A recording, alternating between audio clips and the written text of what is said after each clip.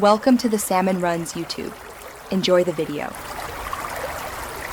You start by confirming your model and that you're signed into the Samsung account. This unlocks parental control settings.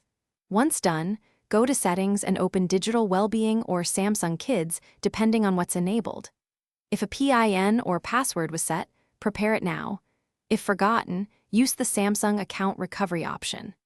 Make sure the device has power and internet so changes sync to the account and child profiles update immediately. Now you remove the controls from the child profile. Go to Settings, Digital Wellbeing and Parental Controls. Select the Managed Profile and choose Remove or Turn Off Controls. This revokes time limits and app restrictions. If controls were set through Samsung Kids, open the app, authenticate with your PIN or Samsung account, then delete the child profile or choose Exit.